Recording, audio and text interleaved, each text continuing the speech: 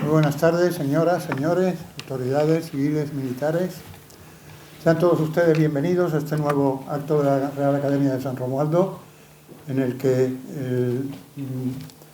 don Juan García Cubillana Vázquez Reina nos dará una conferencia sobre medio ambiente y cambio climático.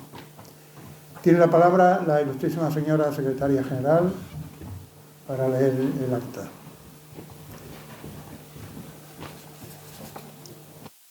En la sesión de Junta de Gobierno celebrada por esta Academia el pasado 28 de abril de 2023, recogida en el acta número 387, se acordó incluir en el programa de actos del presente curso 2023-2024 la conferencia titulada El hombre, medio ambiente y cambio climático, a cargo de don Juan García Cubillana Vázquez Reina, ingeniero geólogo y director de medio ambiente de Willis Tower Watson, Iberia. Será presentado por el ilustrísimo señor don Fernando Belición Rodríguez, académico de esta. Muchas gracias, señora doña Adelaida Rodés. Tiene la palabra don Fernando Belición Rodríguez para presentar al conferenciante.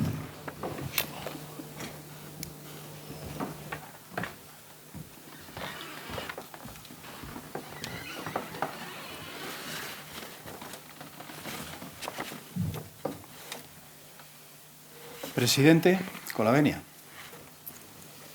Excelentísimas e ilustrísimas autoridades civiles y militares, ilustrísimos compañeros académicos, señoras y señores, muy buenas tardes y muchas gracias por acompañarnos hoy aquí en este acto. El concepto de cambio climático está íntimamente relacionado con el medio ambiente y es hoy en día ampliamente conocido, estudiado y monitorizado por científicos de todo el mundo, estando sometido a una serie de factores intrínsecos y extrínsecos que hacen que no haya consenso general sobre el tema entre los diferentes sensores de la sociedad.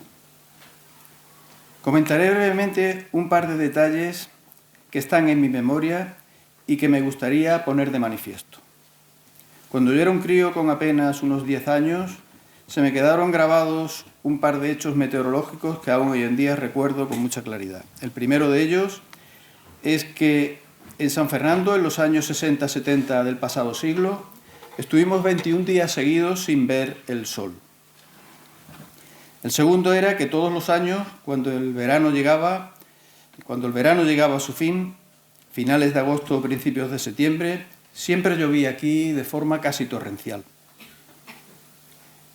Les diré también que en pleno invierno la nieve que cae, por ejemplo, en los Alpes de forma natural es insuficiente para mantener abiertas las estaciones de esquí en la zona y se han de generar ingentes cantidades de nieve artificial para poder mantener activo el lucrativo negocio turístico que se genera cuando antaño la nieve natural nunca faltaba en estos parajes. Yo diría que estos hechos precisan de una explicación sobre la que hay cierta controversia en el consenso del origen. Como ven, podemos entender que mucho hemos cambiado o mucho ha cambiado nuestra percepción.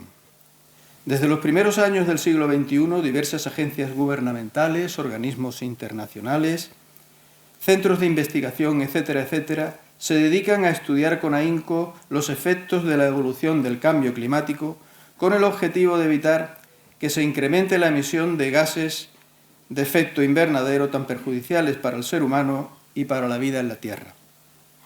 En los últimos 10 a 15 años, los medios de comunicación abren prácticamente a diario sus editoriales con este tema recurrente, un día sí y otro también, con el objetivo de intentar concienciar a la sociedad del problema que se nos está viniendo encima. Las emisiones de gases de efecto invernadero cubren la Tierra y retienen el calor del Sol. Esto conduce al calentamiento global y a un cambio paulatino del clima que se ha hecho más severo. Al parecer, el mundo se está calentando ahora más rápidamente que en cualquier otro momento de la historia registrada. La complejidad del tratamiento de este problema requiere planteamientos en los que se adopten medidas extraordinarias para paliar, controlar y, en su caso, intentar revertir los efectos del cambio climático global. En estos momentos se están planteando medidas coordinadas, drásticas y multilaterales por parte de los países desarrollados, y parece que a nivel global se barajan distintas agendas temporales que van marcando determinados hitos que se encaminan a la consecución del objetivo de frenar la deriva en general del clima de nuestro planeta. La posible explotación de recursos energéticos limpios como la energía solar, eólica o hidráulica aún no garantizan un rendimiento adecuado que compense ir dejando de lado el uso de energías sucias como el gas, el carbón o la energía nuclear. Los efectos de origen antropogénico, es decir, causados por el ser humano, se han convertido en un factor clave, al menos desde el punto de vista social, y sus consecuencias son notables y puede que lleguen a ser devastadoras. La elevación paulatina de las temperaturas, tormentas más potentes, sequías más acusadas, aumento del nivel de los océanos, calentamiento del agua, desaparición de especies, escasez de alimentos, riesgos para la salud, migraciones, pobreza. Todo esto son tópicos que hoy en día preocupan de manera notable a toda la sociedad. Para ilustrarnos con mucho conocimiento de causa de toda esta temática ambiental, tenemos hoy aquí con nosotros a don Juan García Cubillana y Vázquez Reina, ingeniero geólogo, director de medio ambiente de la empresa Willis Tower Watson Iberia. Para el que les habla, constituye una inmensa satisfacción poder presentar en este foro al hijo de Juan Manuel García Cubillana de la Cruz, nuestro actual vicepresidente de la Academia y nieto de don Juan García Cubillana, académico de honor de nuestra Academia, ex vicepresidente de esta, censor durante muchos años de ella y medalla de la ciudad de San Fernando. Es además una persona a la cual todos los académicos y muchísimas personas de la isla le tienen un gran respeto, cariño y consideración.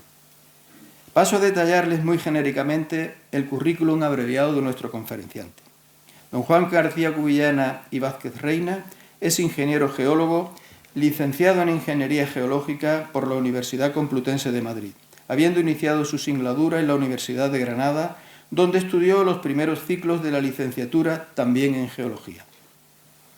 Consta en su haber un máster en Medio Ambiente y Sistemas Integrados de Gestión por la Escuela Europea de Negocios y la Cátedra Almirante Juan de Borbón en Estudios de Seguridad y Defensa Nacional del Centro Superior de Estudios de la Defensa Nacional en Madrid. Es especialista en la gestión de programas y reclamos ambientales con más de 15 años de experiencia en el tratamiento y evaluación del estado ambiental de sitios, estudios de subsuelo, aguas superficiales y subterráneas, análisis de riesgos para la salud humana, ecosistemas y planificación y ejecución de proyectos de remediación de parajes contaminados. Anteriormente trabajó en empresas de ingeniería como Estudios de Ingeniería Aplicada Siglo XXI, Diseprosa, Kepler Ingeniería y Ecogestión. También en la dirección de proyectos de descontaminación en instalaciones de la industria petrolera, Repsol, Dinasol, Petronor, General Química.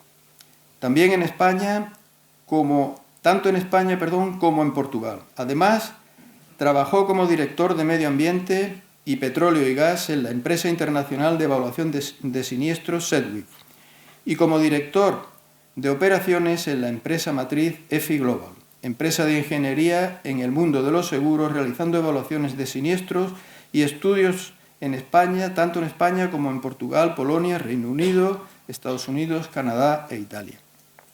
Dada su experiencia laboral, cuenta con sólidos conocimientos en geología e hidrogeología y ha trabajado en siniestros medioambientales derivados de instalaciones de almacenamiento y manejo de hidrocarburos, contaminación en minería y vertederos, así como experiencia contrastada en gestión de servicios de intervención urgente en siniestros relacionados con hidrocarburos. Desde el año 2014 participa en colaboración con la Universidad Complutense de Madrid como colaborador en varios másteres y desde 2016 en trabajos de asesoramiento y colaboración con el Centro de Difusión de Inteligencia de la UME, la Unidad Militar de Emergencias, en materia de riesgos tecnológicos y ambientales, como reservista voluntario con el empleo de teniente. Es muy valorada también su asistencia anual como asesor a las maniobras de entrenamiento táctico realizadas por esta unidad y su participación activa en los grandes eventos recientes que han ocurrido en España o en el extranjero en materia ambiental, como asesor de esta unidad, como por ejemplo el hundimiento del buque OS-35 en Gibraltar hace poco, la erupción del volcán de La Palma o el tsunami del 2022 ocurrido en Perú. Desde el año 2020 es profesor recurrente de cursos de riesgos ambientales en la Agencia Española de Gerencia de Riesgos y desde el año 2021 es director ejecutivo del Departamento de Medio Ambiente de la empresa Willis Towers Watson Iberia, empresa cuya matriz centenaria, entre otros grandes eventos y clientes, gestionó en su día siniestros producidos en la carrera del té entre Boston y Londres a finales del siglo XIX, el del Titanic en el año 1912 o el del World Trade Center el año 2001 y el más reciente, el del puente de Baltimore, que hace unos días fue demolido por un carguero que iba a la deriva. Gestiona y dirige la cartera medioambiental de toda la compañía con más de 350 clientes, tantos del IBEX 35 como de gestores estratégicos nacionales en España, Europa y Estados Unidos. En cuanto al apartado de publicaciones e investigaciones, cuenta en su haber con más de 20 publicaciones especializadas en su ámbito de actuación. Ha incoado y participado en más de 500 expedientes de siniestros, tales como incendios, auditorías, asesorías, peritación, descontaminación, vertidos y participación en proyectos. Es miembro del Grupo Español de Crecimiento Verde y forma parte del equipo internacional de Cambio Climático y Sostenibilidad.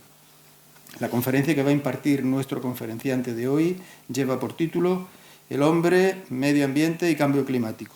Eso es todo. Muchas gracias.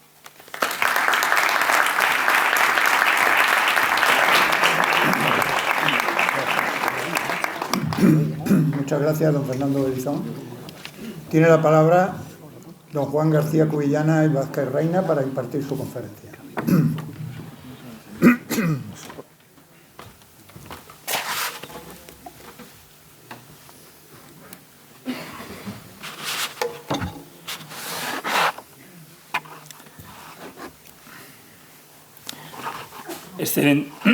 Excelentísimas, ilustrísimas autoridades civiles y militares, ilustrísimos académicos, señoras y señores, quiero que mis primeras palabras sean de agradecimiento por la calurosa bienvenida y presentación de don Fernando.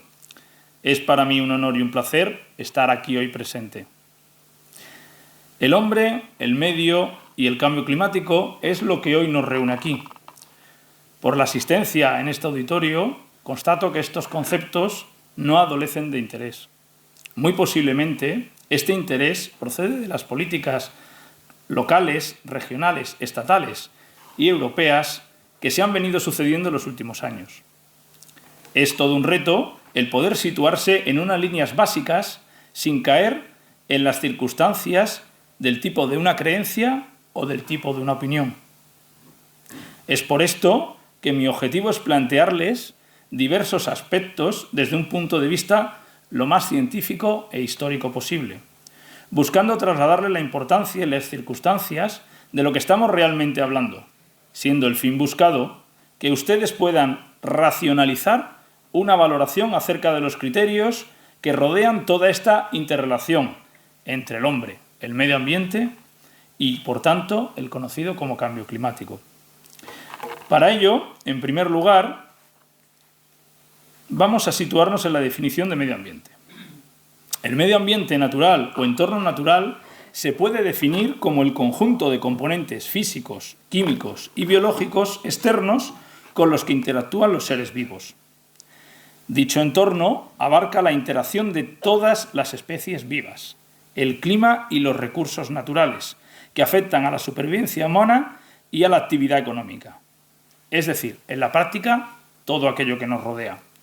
Cuando hablamos de un daño ambiental, nos iremos a la definición más exacta y aséptica, que en mi opinión suele ser la contemplada en nuestra legislación, en la legislación europea y demás legislación internacional de referencia. Estas legislaciones suelen basarse en informes técnicos consensuados por varios organismos, tanto públicos como privados.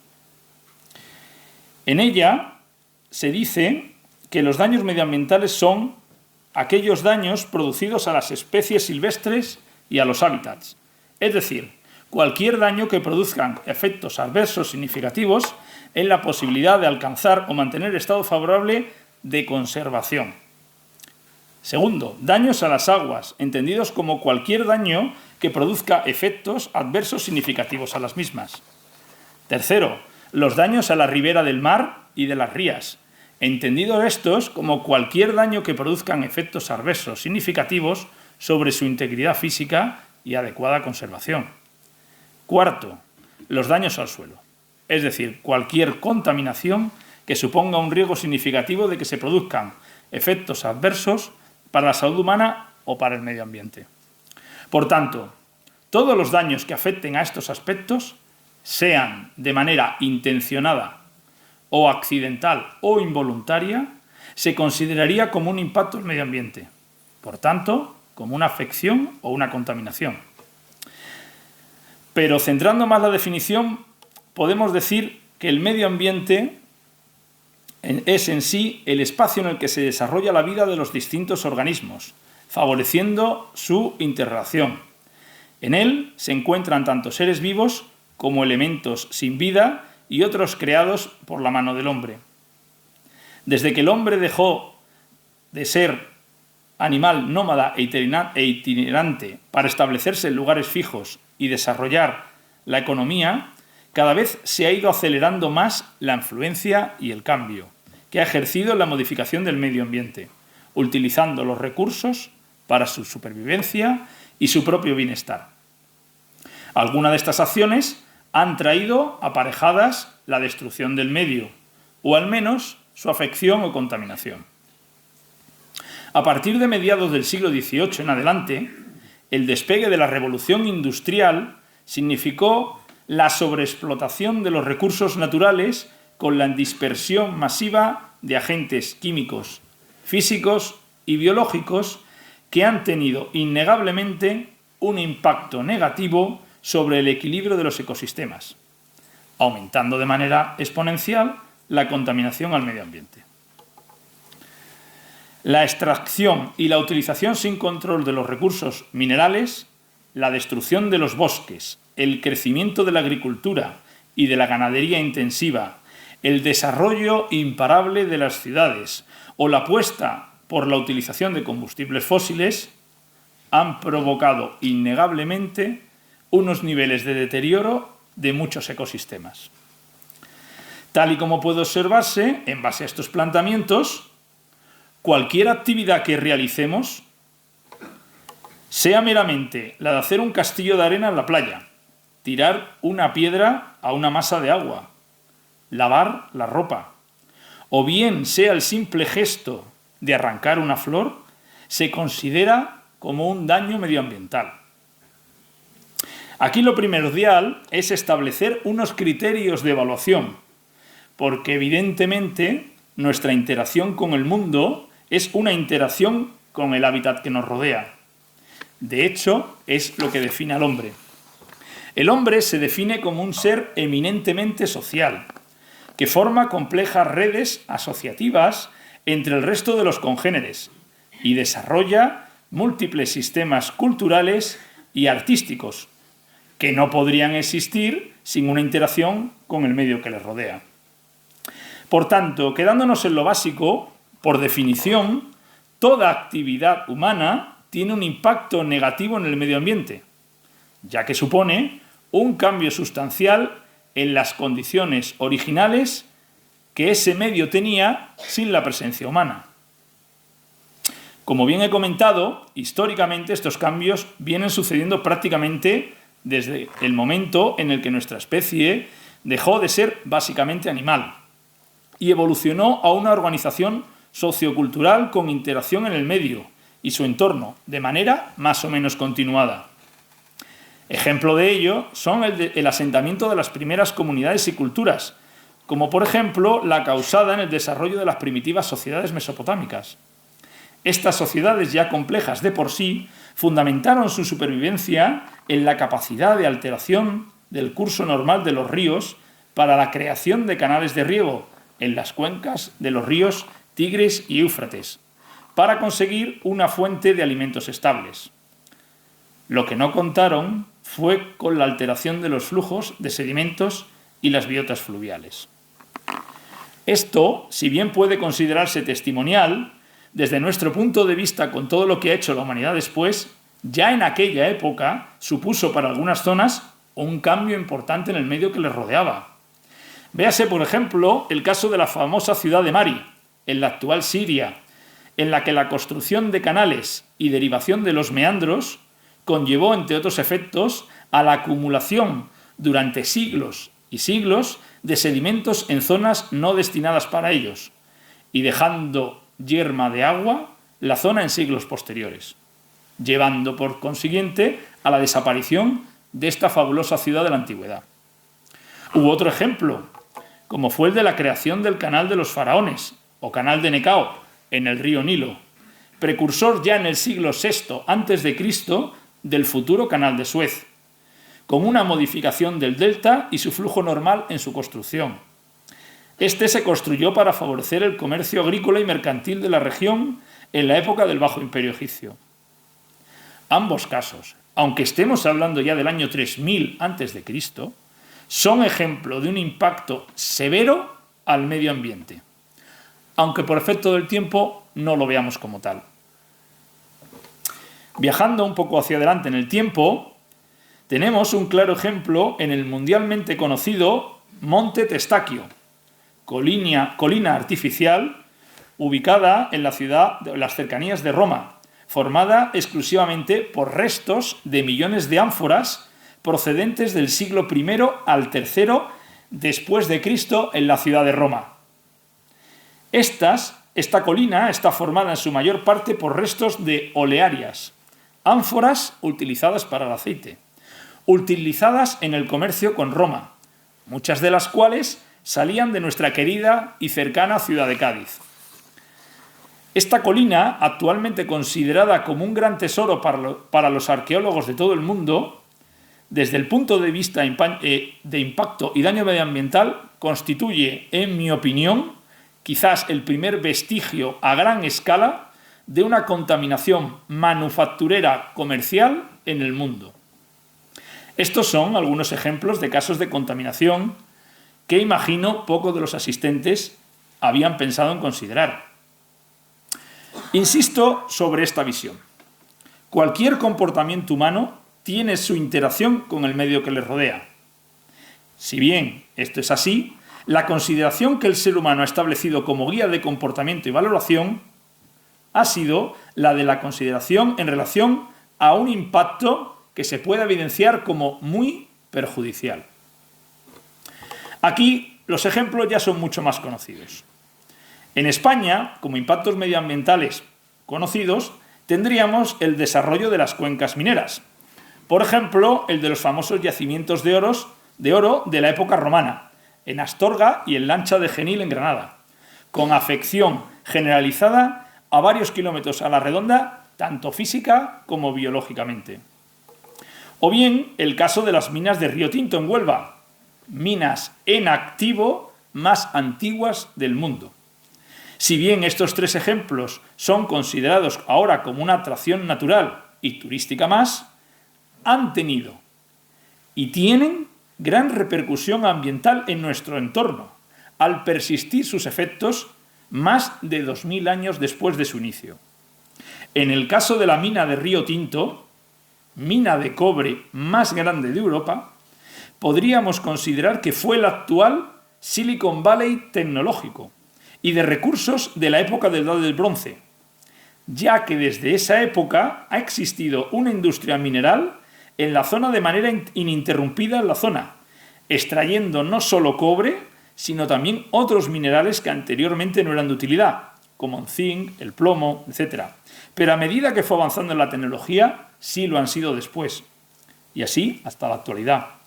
Producto de esta actividad se han generado cientos de miles de hectáreas afectadas, tanto por la propia actividad como por las consecuencias.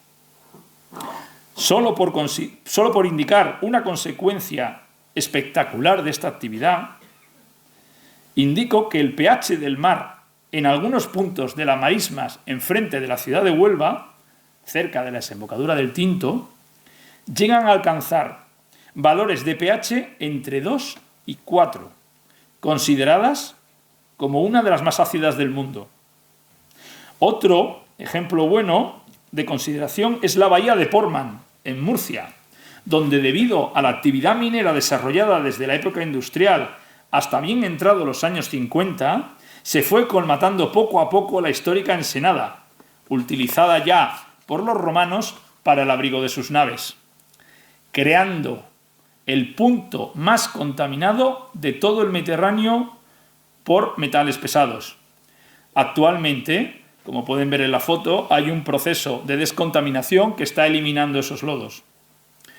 Podría uno pensar que es lógico que una actividad tan contaminante puede generar un daño y, por tanto, una consecuencia esperable. Consecuencia de ello ha sucedido que, observados los efectos, el ser humano esté buscando la manera de desarrollar su actividad intentando evitar estos fuertes impactos al medio ambiente y buscando, si cabe, una adecuación al medio de lo ya impactado. Es aquí donde existe la principal controversia que se está discutiendo actualmente, tanto en la sociedad como en los medios científicos. Es decir, desde el punto de vista técnico, no existe ninguna actividad que no cause ningún impacto. Ahora, ¿qué impacto es el más importante a la hora de valorar el desarrollo de una actividad? Me refiero a las actividades consideradas como verdes o limpias. Estas actividades se venden desde el punto de vista social como actividades que no tienen ningún o prácticamente ningún impacto en el medio ambiente y, sin embargo, desde algún punto de vista tiene un impacto muchísimo mayor que cualquier otra actividad. Un ejemplo de esto podría ser el caso de la industria de obtención de energía mediante aerogeneradores. Esta industria está bastante bien considerada desde el punto de vista medioambiental, debido en primer lugar al poco espacio unitario que ocupa cada unidad de producción, al rendimiento obtenido en materia no fósil y, cómo no decirlo, al encanto que tiene un molino de viento en el imaginario popular, con el color blanco que se le ha dotado a los molinos para minimizar su impacto visual en el horizonte. Por supuesto, todo esto muy alejado de la oscura y sucia que se supone una incineradora o una central térmica. Sin embargo, tanto desde el punto de vista biológico de las zonas en las que se están colocando, como desde el punto de vista forestal, esta actividad pueda llegar a tener un gran impacto. Si se considera que zonas que anteriormente estaban fuera del acceso libre de vehículos y de personas, están siendo actualmente bastante accesibles para el público en general. Y zonas en las que el tránsito y migración de las aves eran de manera libre y sin ningún tipo de problema, ahora se encuentran impedidas por la presencia de auténticos bosques artificiales al flujo migratorio. Como todo, depende de la cantidad. La proliferación excesiva de los molinos de viento en nuestros paisajes está provocando que cada vez los daños medioambientales sean mayores y, por tanto, la consideración de los mismos vaya variando. En España, actualmente existen administraciones autonómicas que sí están actuando en diligencia en estos impactos. Por ejemplo, tenemos la Comunidad de Castilla-La Mancha, en el que la muerte de un buitre tiene un coste imputable de 6.000 euros de multa y otros 6.000 euros de coste de reintroducción. Esto está tasado según la legislación de la autonomía. En el caso del águila imperial, la muerte de un solo ejemplar conlleva multas de hasta 285.000 euros y costes de reintroducción igualmente costosos. ¿Pero hay solución? Sí, pero no son cómodas ni rentables. O bien una señalización no paisajística, o bien sistemas de alarmas sonoros, o bien parada de los sistemas cuando se acercan las aves. Lo mismo está sucediendo con la industria solar. Me refiero, por ejemplo, a la termosolar y la fotovoltaica. Ambas tecnologías, si bien pudieran parecer limpias, tienen sus aspectos de consideración. Estas plantas, para evitar incendios, precisan que todo el área que ocupan estas centrales y las cercanas tengan que estar yermas de vegetación, eliminando, con la eliminación de esa vegetación, las trampas naturales de CO2, aumentando la escorrentía superficial y la pérdida de la biodiversidad. Por tanto, aumentando la desertificación. Para que no quede lugar a duda, no es intención de este conferenciante el criticar este tipo de tecnología, sino simplemente quiero establecer unas guías de valoración. Esto es fundamental a la hora de valorar el santo grial de la industria potencialmente más contaminante del mundo, la industria nuclear. La industria nuclear, responsable de los dos incidentes ambientales más grandes que han sucedido en la historia de la Tierra, Chernóbil y Fukushima, es una dicotomía en sí misma. Por un lado, es, sin lugar a dudas, la industria que menos impacto al medio ambiente causa en relación al resultado obtenido, materia prima utilizada, y por el contrario, es la industria que más daño produce a menor tamaño de incidente. Es por esto que no hay un consenso al respecto. Si bien la deriva antinuclear que ha imperado en estos últimos años está empezando a cambiar. Recientemente, tal y como podemos observar en las recientes noticias de prensa de hace unas semanas, se han creado incluso asociaciones ecologistas pro-nucleares y en contra del resto de industria que generan más CO2 que estas. A alguien no entrado en la materia le podría resultar bastante extraño esta dicotomía entre energía limpia y energía no limpia. Pero la realidad es que las líneas de consideración actualmente no las marca la ciencia, sino que las marcan las sociedades. Aquí ha surgido recientemente el problema de considerar conceptos pseudocientíficos como dogmas de fe. En algunos aspectos, no por no generar un residuo significa que la industria contamine menos que una industria que genera un residuo. Esto es de consideración para toda la industria eléctrica. Mientras que las centrales hidroeléctricas, las fotovoltaicas, las termosolares y las eólicas se consideran limpias debido a que no se produce prácticamente ningún residuo, el resto de las industrias se consideran no limpias precisamente por generar un residuo, independientemente del volumen que generen. Es aquí donde se olvida y no se valora suficientemente el concepto del daño al medio ambiente en todas sus etapas. Ejemplo de ello es la polémica generada por los coches eléctricos. Mientras se defiende en medios de comunicación y medios políticos que los coches eléctricos no contaminan, la realidad es que la energía eléctrica que utilizan la siguen obteniendo actualmente de centrales nucleares o de centrales térmicas, donde se quema carbón, que son de donde se obtienen los altos rendimientos necesarios para mantener actualmente en el consumo eléctrico el pico. O por el contrario, la materia prima utilizada para la fabricación de las baterías implica la movilización de millones de toneladas de roca por kilo de compuesto necesario para la construcción de una sola batería, cantidad muy inferior a la equivalente necesaria para un vehículo de combustión. Por supuesto, en esta valoración no estoy incluyendo la emisión generada por la actividad, donde claramente el eléctrico supera al de combustión en efectos positivos al medio ambiente. No quiero incidir en que uno es mejor que el otro, simplemente que no se defiende la veracidad científica a la hora de valoración de todos sus impactos en el traslado de la bondad o no de la actividad. ¿Conocen ustedes que los mayores yacimientos o reservorios sin explotar de sales conocidos como níquel y litio, necesarios para la construcción de baterías, se encuentran en países del segundo y tercer mundo? Es decir, desde una perspectiva europea, la realidad científica choca muchas veces con la realidad industrial de obtención de materia prima sin impacto al medio o en sociedades que puedan controlarlo.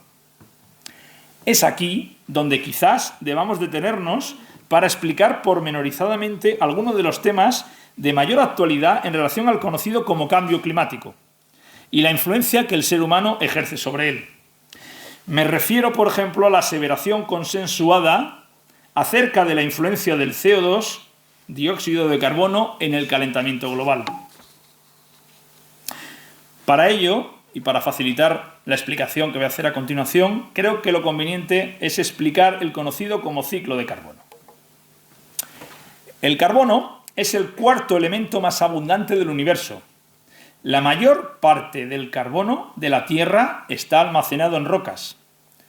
El resto está en el océano, la atmósfera, las plantas, el suelo y los combustibles fósiles. El carbono fluye entre cada reservorio que he mencionado antes en un intercambio llamado ciclo de carbono, que tiene componentes lentos y componentes rápidos.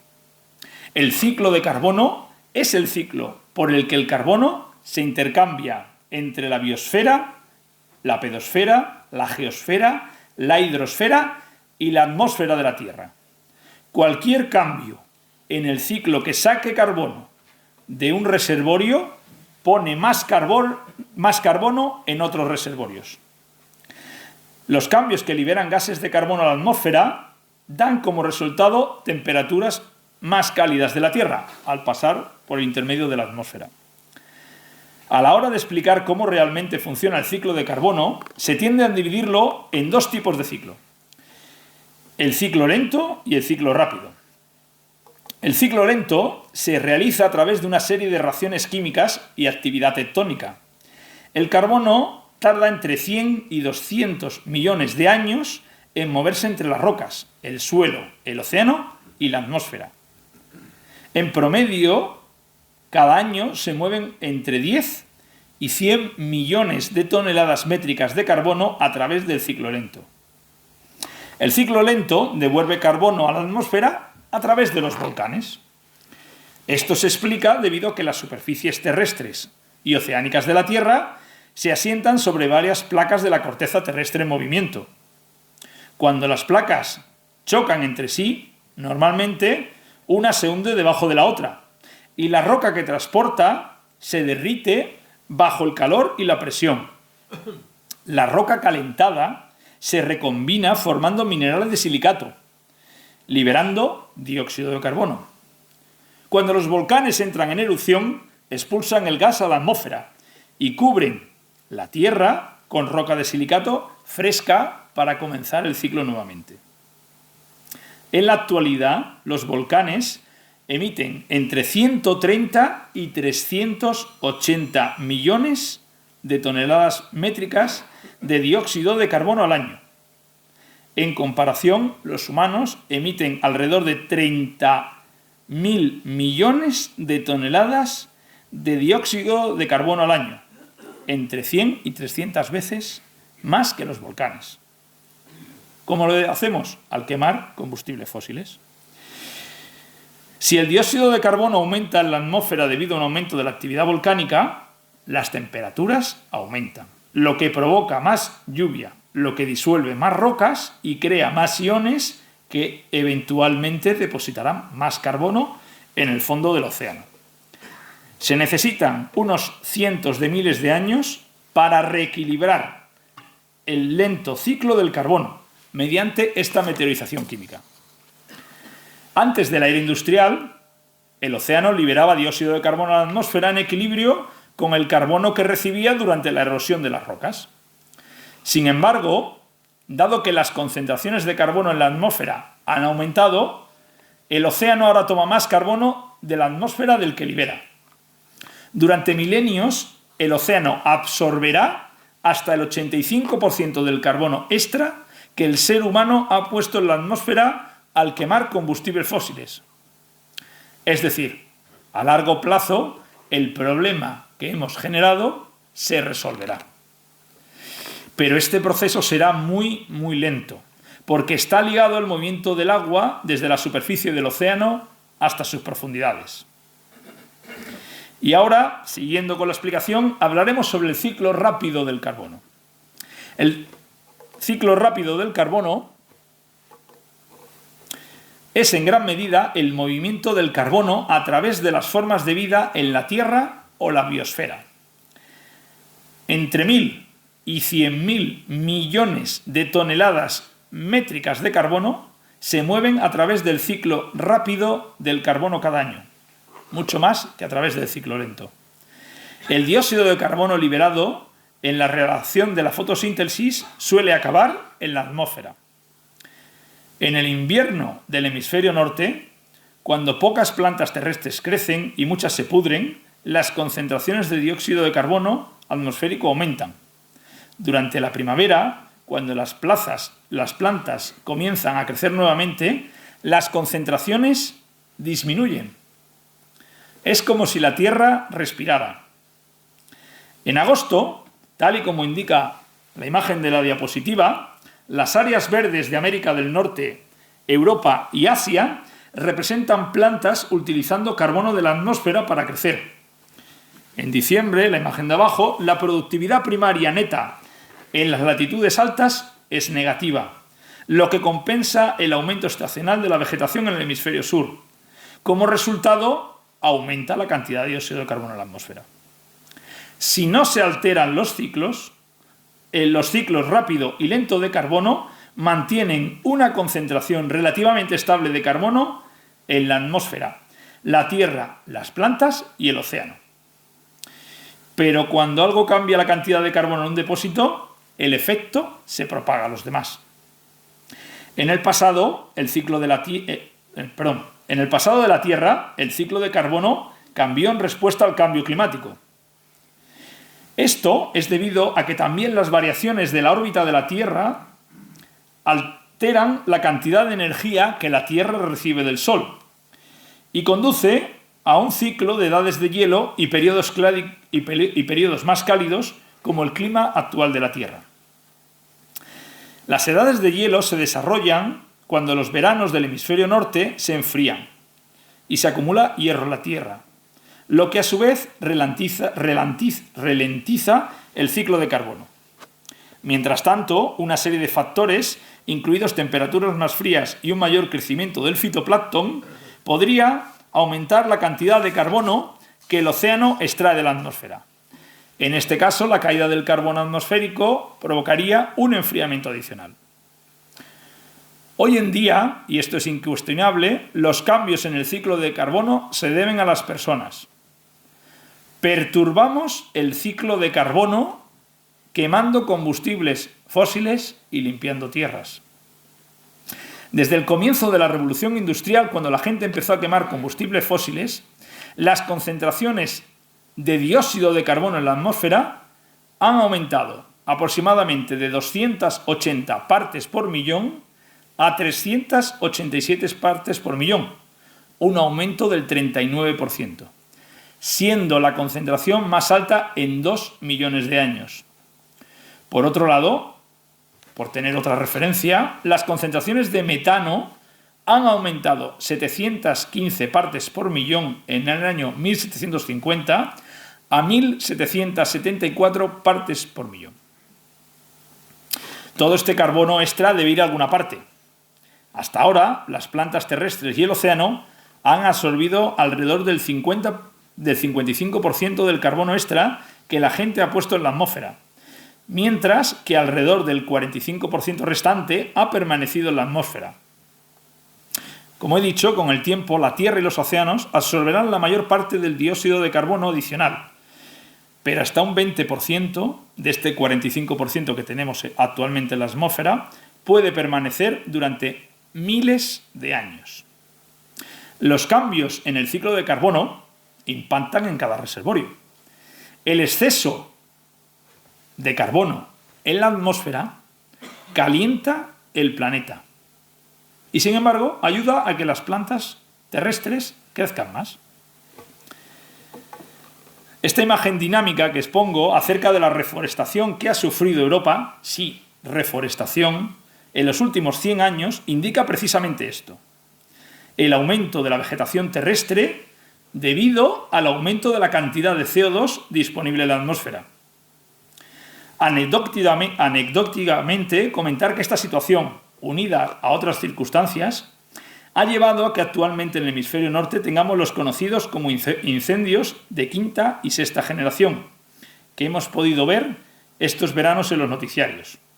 Es decir, tenemos incendios más grandes, no por el cambio climático, sino porque las tierras son más fértiles por el CO2 que vertimos a la atmósfera, motivo por el cual crecen más plantas, y en vez de controlarlo, dejamos las plantas a su libre albedrío, provocando incendios mucho más potentes a los acostumbrados.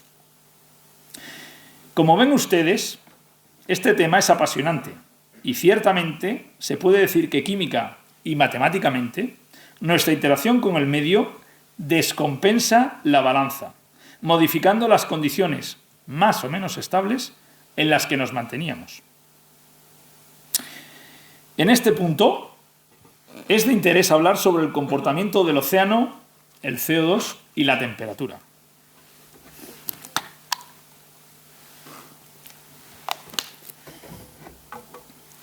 El océano, o más bien las rocas formadas por la precipitación química en el fondo de los océanos, son el indicador que el ser humano tiene acerca de las temperaturas que existían en el planeta Tierra.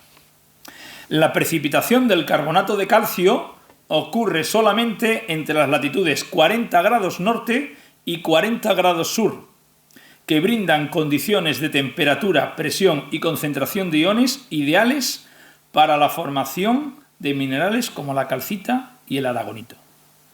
La proporción entre los iones calcio, carbono y magnesio indica a las diferentes temperaturas que los cristales de calcita o aragonito han precipitado. Esta relación, unida a estudios isotópicos, permiten relacionar la característica química de una roca con la temperatura a la que ha precipitado.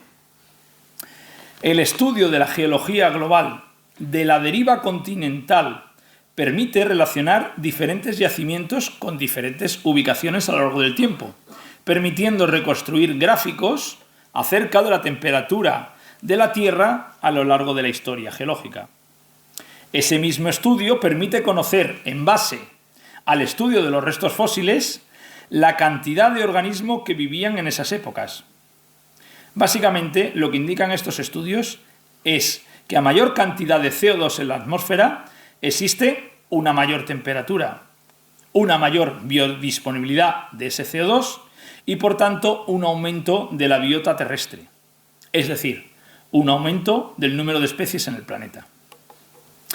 El que haya numerosos restos fosilizados correspondientes a una determinada época a la otra indica, por tanto, la cantidad de especies existentes.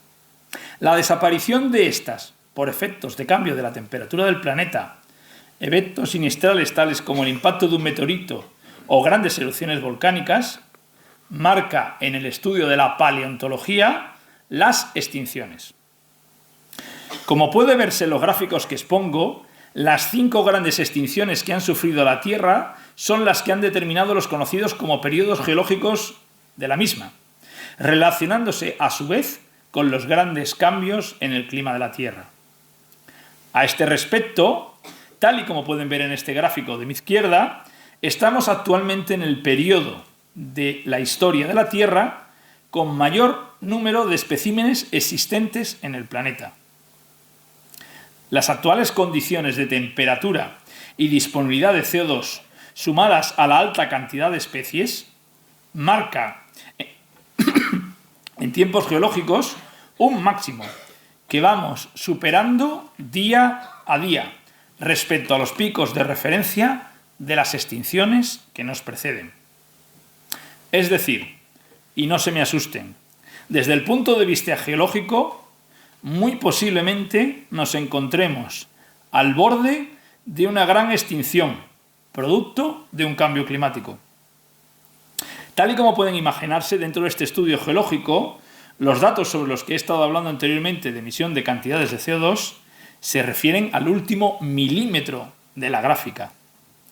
Es decir, hagamos lo que hagamos, hayamos lo que hayamos hecho, estamos ante un punto máximo de evolución en nuestro periodo geológico.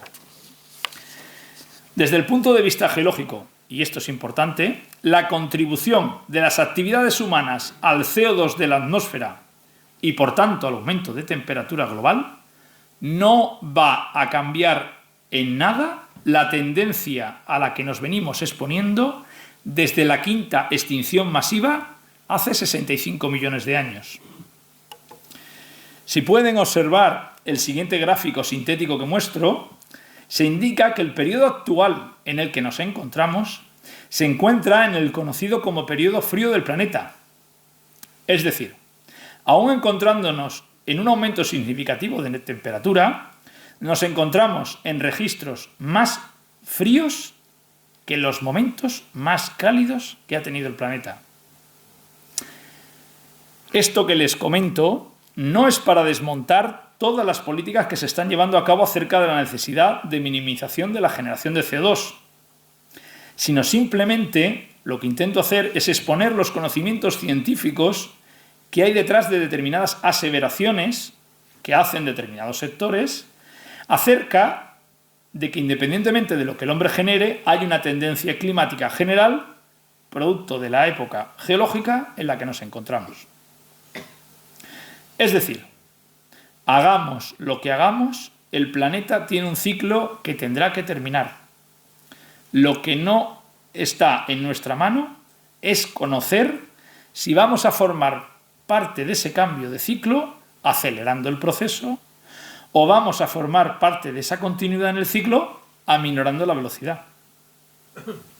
Todo esto que les indico está sometido a múltiples variables adicionales, tales como tormentas magnéticas producidas por la actividad solar, cambios en la polaridad magnética del planeta, impacto de meteoritos, cambios en la actividad magmática, etc., que hacen que el estudio de esta ciencia no sea para nada exacta y por eso estoy aquí.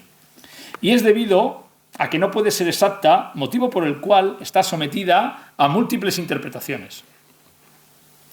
En mi opinión, estas inexactitudes han hecho que en lugar de tomar puntos fuertes y de consenso con criterio científico relativo a certidumbre o incertidumbre, se haya creado un devenir marcado por creencias indiscutibles que deben ser tomadas como dogmas de fe y que deben ser cumplidas mediante aplicación de legislación exprofesa para ello.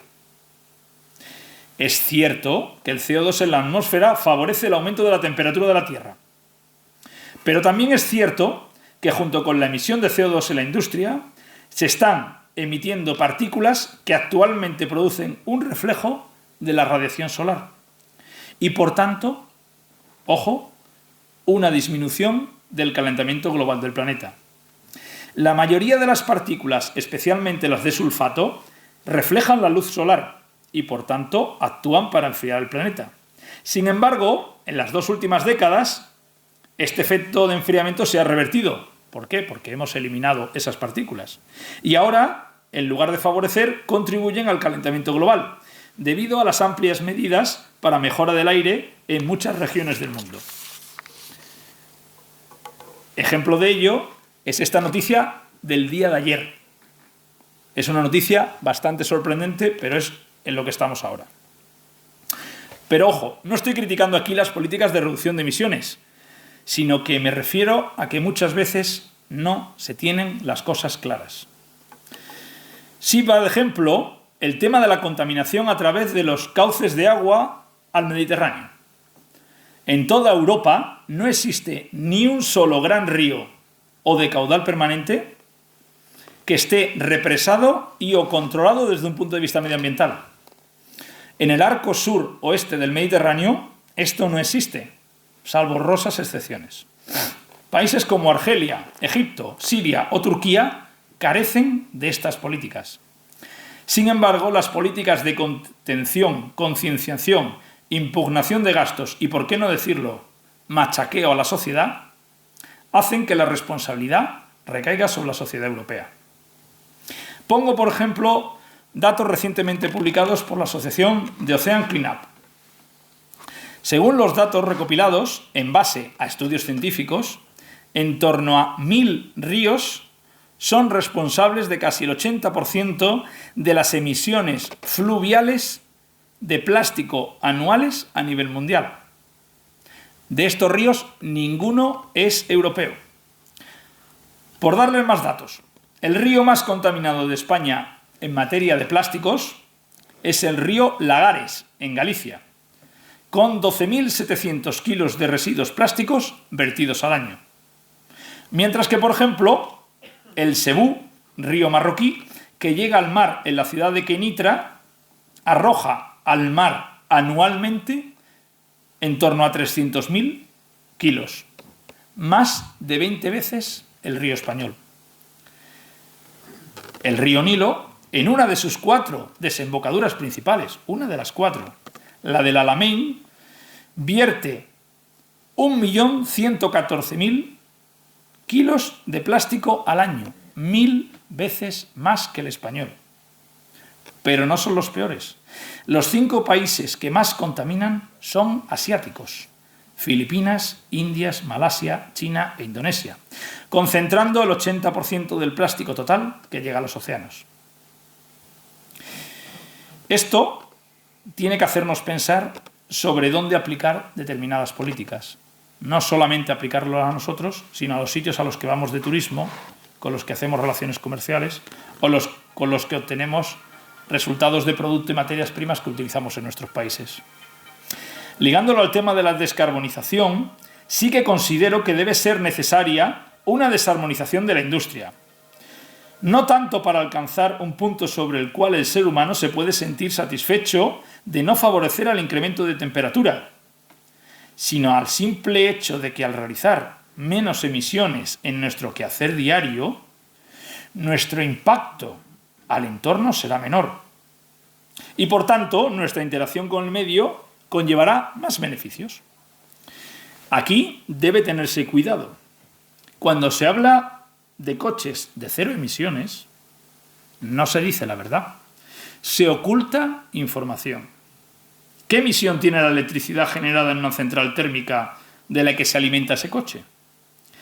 ¿Qué emisión tiene la nuclear? ¿La eólica? ¿La solar? La respuesta no es 0. No se está valorando que una sea mejor que la otra. Ni hay tendencia por mi parte a decantarme por ninguna. Lo he repetido varias veces. Sino simplemente, en mi opinión, no se está valorando, o mejor dicho, no se nos da la posibilidad de valorar cada término. Por ejemplo, les voy a dar algunos datos que no sé si les habrán llegado. La vida útil de un motor de gasolina se sitúa entre los 150.000 y los 300.000 kilómetros. La vida útil de un motor diésel suele ser algo superior: 250.000 y 400.000 kilómetros de media.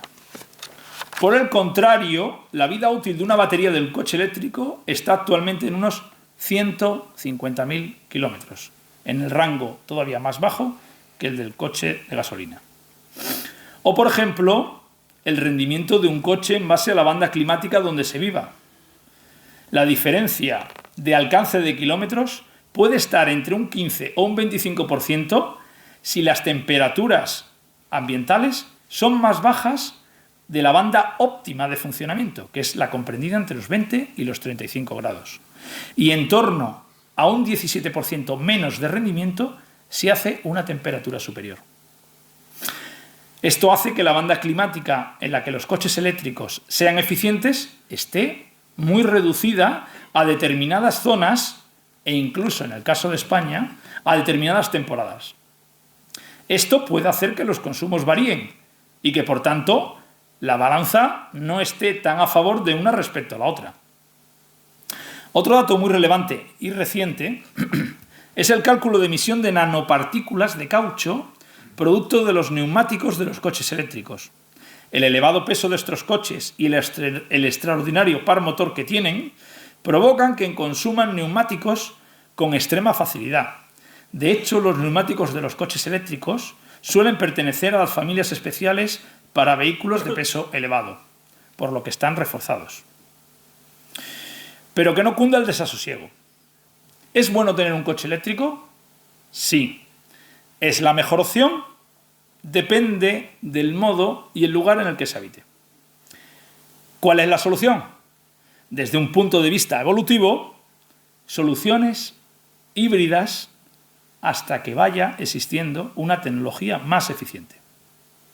Esto que digo no es algo novedoso, es algo que el ser humano lleva haciendo desde hace miles y miles de años. Nunca hemos cambiado de la noche a la mañana. Actualmente hemos entrado en un proceso en el que en lugar de limpiar lo que ensuciamos, lo que hacemos es esconderlo.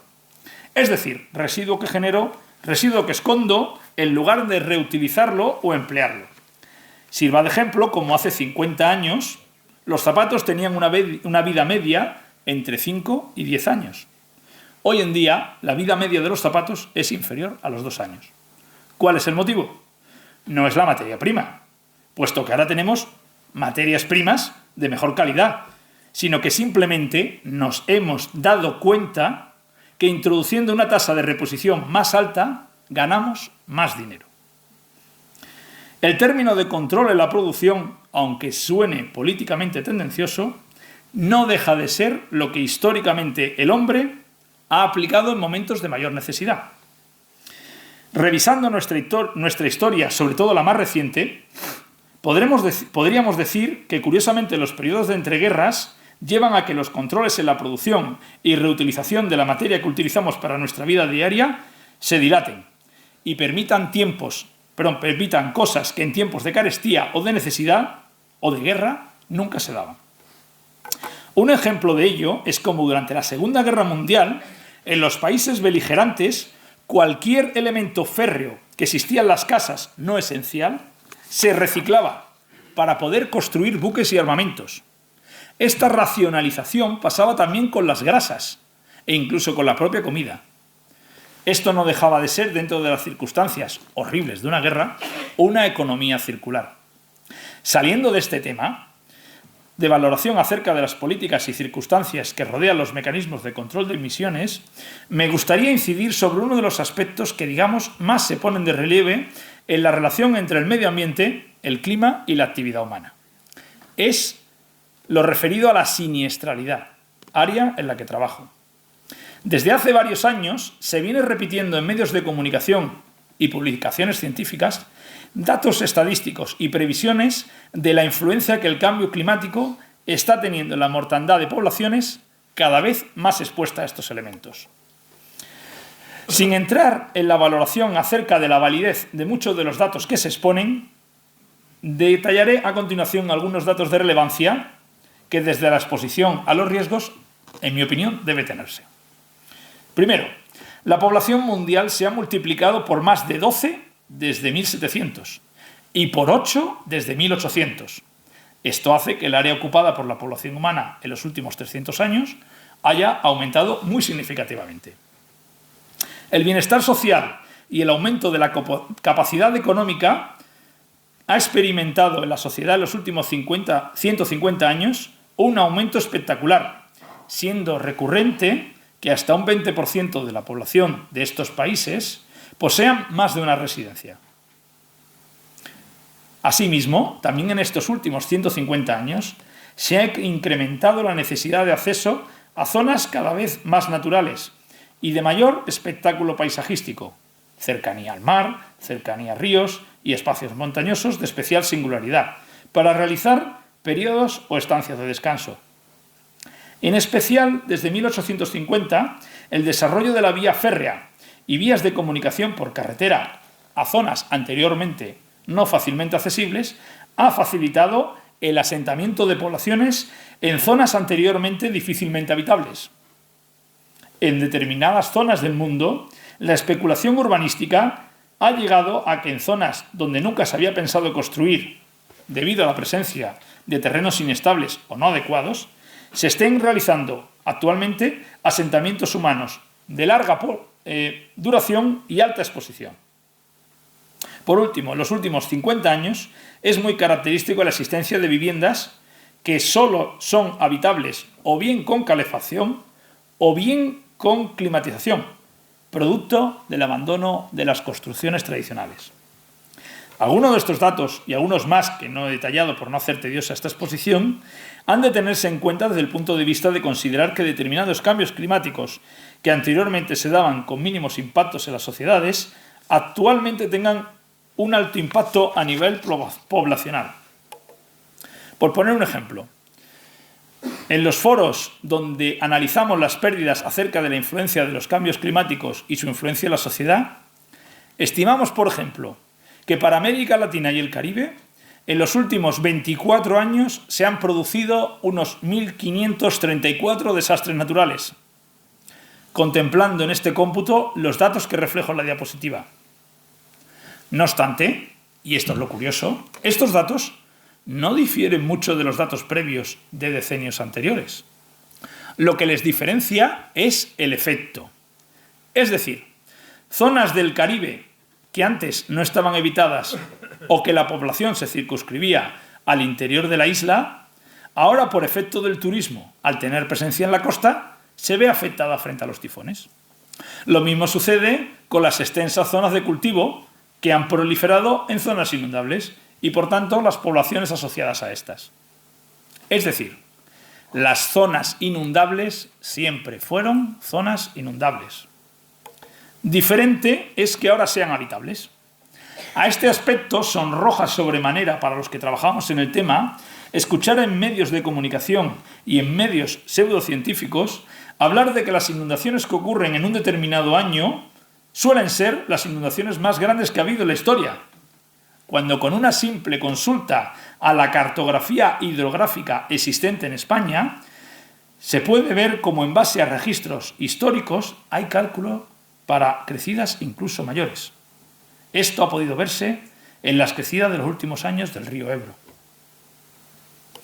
Sobre las inundaciones, y aprovechando que estamos hablando un poco de todo, comentar como anécdota las conocidas como piedras tsunami en Japón, piedras que marcaban ancestralmente la altura hasta la que había llegado las olas en anteriores tsunamis, y la recomendación inscrita para no construir desde esa cota hasta la costa para evitar, en caso de otros tsunamis, la mortandad y la afección a las construcciones. Tras el tsunami del año 2011, en Japón, se constató que gran parte de las zonas que quedaron inundadas y afectadas por el tsunami se encontraban por debajo de las zonas ya catalogadas desde siglos atrás como zonas no recomendables para construir. ¿Quiere decir esto que el ser humano debe limitarse a habitar unas determinadas zonas? En mi opinión, no. Pero debemos ser conscientes de las circunstancias que rodean construirse una casa en una zona inundable, en una zona cercana a una ladera inestable, cercana a un volcán o cercana a zonas en las que la interacción con el medio ambiente puede llevarle a unas condiciones de vida muy diferentes. Quiero que estas simples pinceladas sirvan para abrir la mente acerca de la consideración que el ser humano puede llegar a tener sobre el cambio del clima. ¿Se está produciendo el cambio del clima? Sí. ¿Hay más muertos que antes? Sí. ¿Anteriormente se producía? Sí. ¿Las zonas afectadas eran las mismas? Sí. ¿Los efectos anteriores eran mayores que los actuales? Sí. ¿La dimensión del fenómeno era mucho mayor a los actuales? No. ¿A qué puede deberse? A múltiples factores y nunca a un factor directo. Un ejemplo de ello es la más reciente erupción del volcán submarino Tonga, en el Pacífico, sucedida hace solo 2 años, en el que en la erupción se vaporizaron más de 146.000 millones de litros de vapor de agua en 5 minutos, equivalente a 58.000 piscinas olímpicas. Cálculos recientes indican que debido a esta erupción, el planeta Tierra está experimentando calentamientos anómalos en determinadas zonas durante los 5 años posteriores a la erupción. Es decir, estaremos experimentando calentamientos en todo el planeta hasta el año 2027. Esto podría explicar los años tan anómalos que llevamos con las olas de calor tan consecutivas. ¿Cambio climático? Sí, pero en este caso no es por nuestra culpa. Finalizando ya mi exposición y dado el interés que tenemos para este verano, voy a exponer a continuación las grandes sequías históricas conocidas en la península ibérica y que se pueden consultar en las fuentes del Ministerio de Agricultura, Alimentación y Medio Ambiente, para que ustedes puedan valorar de primera mano lo que se conoce sobre el tema de la sequía y puedan tener una visión diferente de la historia de española y el cambio climático. Vamos a empezar por la sequía comprendida entre el año 224 y el 198 a.C. El gran acontecimiento meteorológico de estos siglos fue el episodio conocido como Gran Sequía, que duró 26 años y que produjo la ruina general de Hispania, con los consiguientes perjuicios y dificultades para los ejércitos romanos acantonados. Así, por ejemplo, se tiene registro que el ejército de los Escipiones, estacionado en Tarragona, pasó en el año 215 a.C. extremadas calamidades a causa del hambre imperante en la zona. La comprendida y discutida sequía acaecía durante el reinado de los reyes godos Sisenando, Chiuntila y Tulga. Tras 7 años prácticamente sin llover, murió prácticamente la totalidad de los olivos existentes de la antigua provincia bética romana. Es decir, tras 7 años desaparecieron por sequía hasta los olivos que alimentaron al Imperio Romano durante casi 7 siglos. La consecuencia inmediata, además de la hambruna, fue la aparición de una gran epidemia de peste, conflictos sociales y, en consecuencia, la sustitución del rey Tulga por el rey Chindasvinto.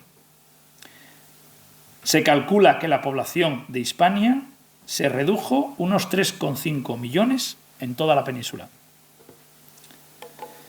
La comprendida entre el año 680 y el 687, de 7 años de duración también, que afectó sobre todo a las regiones centrales de la península.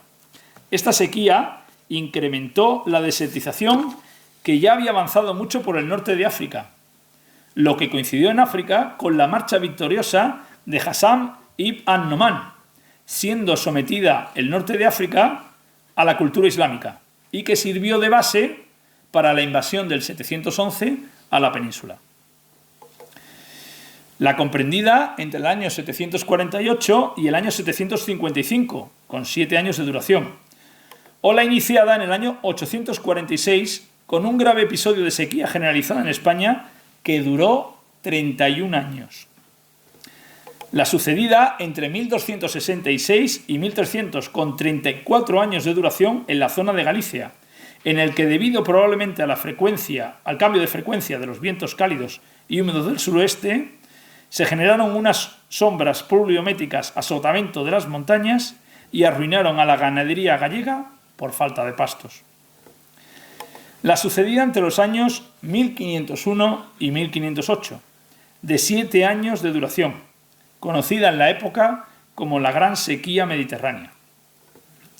Una de las consecuencias de esta sequía y de las siguientes acaecidas en este siglo, que alcanzaron la friolera de 63 años en el total de la centuria, fue uno de los más que probables causas de la migración a América de los nuevos colonos, empujados por la dificultad de no tener rendimiento y sostenimientos para sus familias.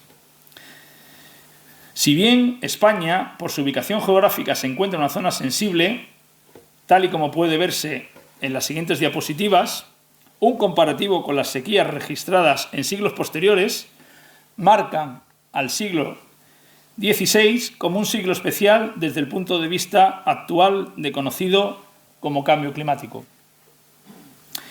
Aquí es imprescindible conocer qué alteraciones a nivel mundial son las que han podido justificar estos vaivenes en número de años de sequía o gradualidad de las mismas. Pero tal y como comentaba en la parte anterior de la exposición, la inexactitud del conocimiento hace que, al ser difícil conocerlo, se abra a múltiples teorías. Lo que sí se puede decir, y esto es de una validez incuestionable, es que ahora somos más sensibles a los cambios. Y eso, que estamos mejor preparados. En mi opinión, es por 3 motivos principales. En primer lugar, por nuestra excesiva falta de naturalización, desapego a lo natural. Segundo, por nuestra cada vez más frecuente falta de adaptación al medio. Y por último, por nuestra soberbia de conocimiento científico. Espero que al menos esta conferencia les haya servido para poder considerar determinados aspectos desde otro punto de vista, o al menos les haya aportado una visión de conjunto. Quiero que mis últimas palabras sean de agradecimiento a la Academia por la cortesía al haberme invitado a participar en el ciclo de conferencias anuales, ofreciéndome la posibilidad de exponer planteamientos actuales y de cierta singularidad, estando, además, extraordinariamente orgulloso de poder dar esta conferencia en mi tierra y de poder exponer mi conocimiento en el mismo foro que tanto mi abuelo, aquí presente, como mi padre y mi tío Juan Antonio, que no ha podido estar, lo han hecho anteriormente, marcándome una guía de referencia acerca del servicio a la sociedad y a la comunidad cultural. Muchas gracias.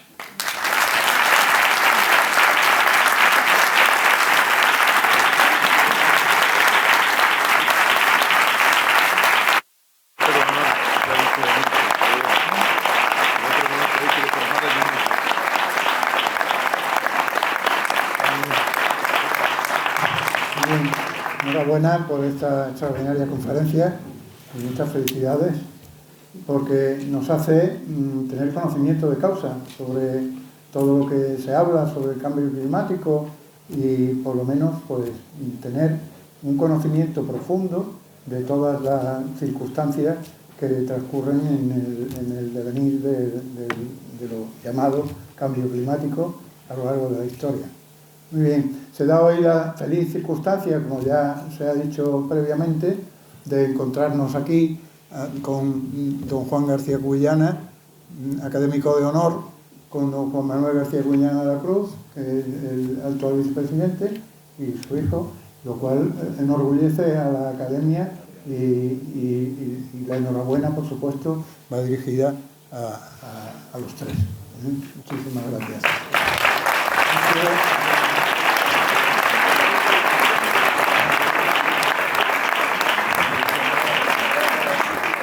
Voy a hacerle entrega del cartel como recuerdo de Muchísimas gracias. de esta conferencia. Muchísimas gracias. Bien. Muchas gracias.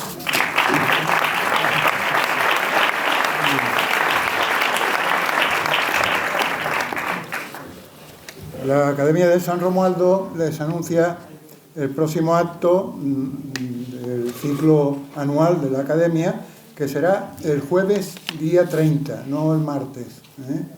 El jueves día 30, y además consistirá en la intervención por parte de la Academia en la conmemoración del centenario de la librería Bozano. Será una conferencia a cargo del académico ilustrísimo señor don Francisco José González González, que va a hablar, el título de la conferencia será Una historia apasionante, libros, bibliotecas y librerías. Como digo, el jueves día 30 a las 19:30 horas. Eso es el programa de la Academia. Con independencia de este acto, mañana miércoles, la Academia va a colaborar con la Sociedad Portorrealeña de Amigos del País en una conferencia que va a dar don Marcelo Gullo con el título Lo que América le debe a España. Será mañana miércoles, día 22, a las 19 horas. Esa conferencia no forma parte de nuestro programa, sino que nosotros colaboraremos con la Sociedad Portorrealeña de Amigos del País para presentarla en este local. Muy bien, pues agradezco profundamente la presencia de las autoridades civiles y militares, compañeros y compañeras académicos, Y a todos ustedes, señoras y señores, muchísimas gracias por su presencia. Están ustedes invitados a lo que les he anunciado previamente. Muchas gracias.